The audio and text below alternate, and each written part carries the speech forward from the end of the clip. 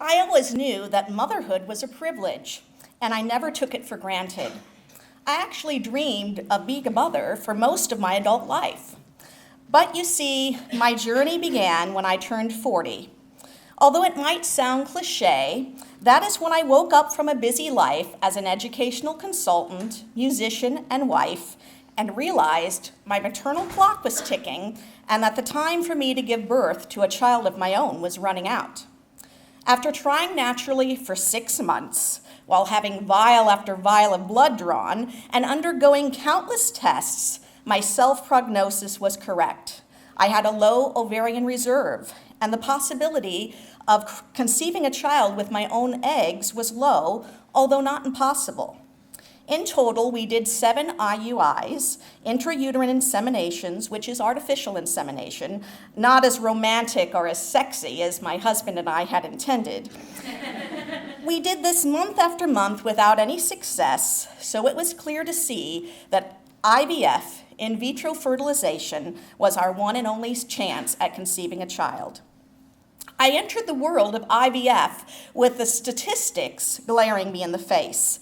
For the over 40 crowd, I had a 12% success rate, and the percent was growing smaller with each passing day. I was scared.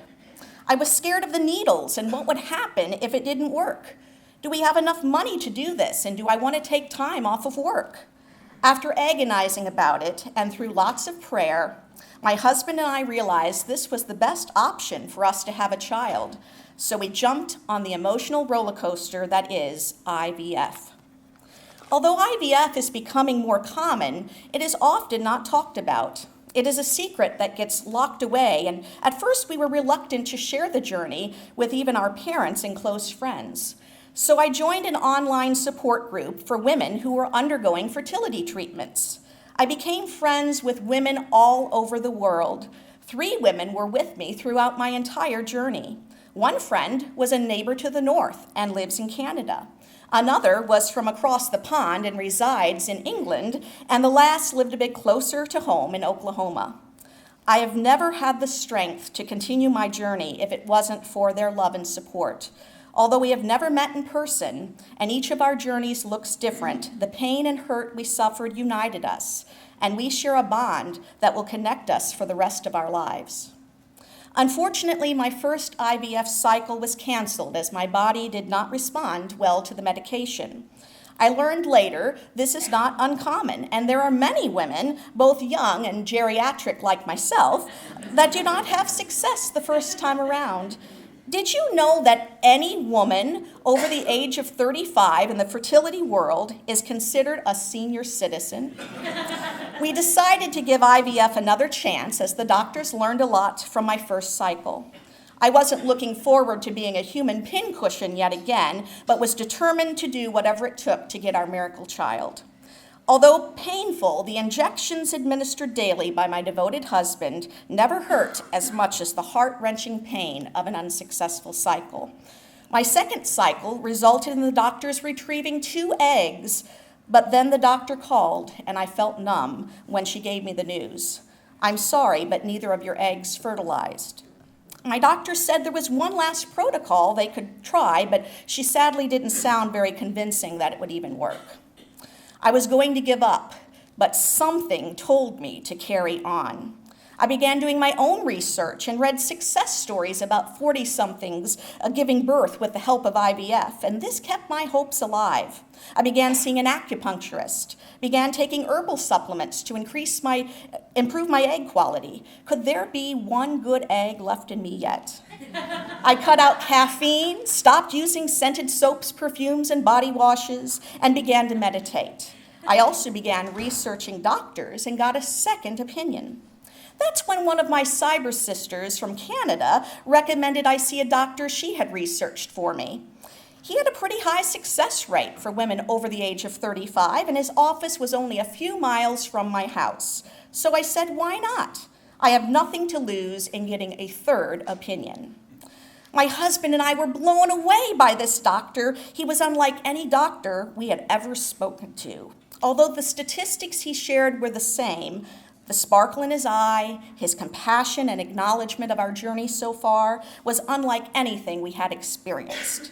He said he could understand our desire and our want to conceive a child that was genetically ours, and said although it was like throwing a Hail Mary pass, if we were willing to try, he would be happy to take our case.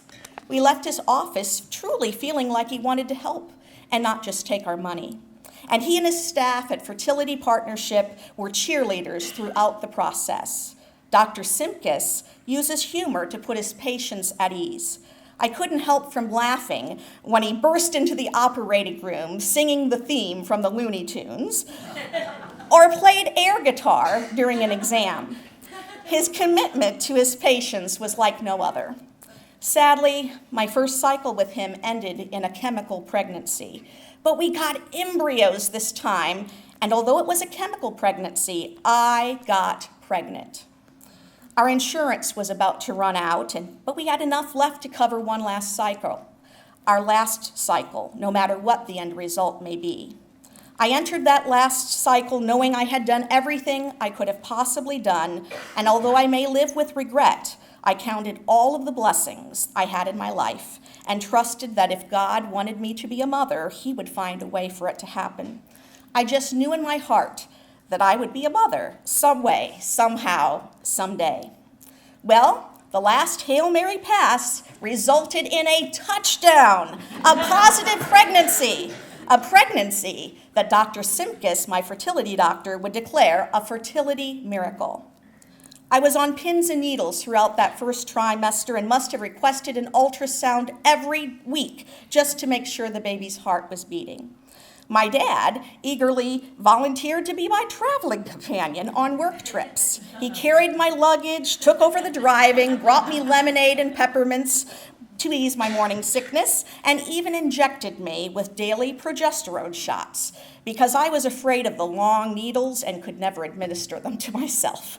You may think I have an overprotected father, but I am an only child, and I was carrying his grandchild, a grandchild he and my mother prayed for, but never thought they would have. After what ended up being a perfect pregnancy, our dream came true 18 months ago when I gave birth to little Lily and Claire 39 days before my 43rd birthday. Even though everything about her birth was planned, from conception to a scheduled cesarean delivery, and there were countless of detours and bumps along the way, little Lillian is a miracle baby, a true gift from God. She defied statistics and is a medical amazement.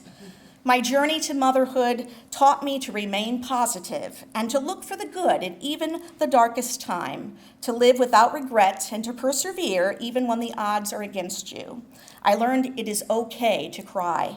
And although you may feel alone, there are others who are experiencing the same fate.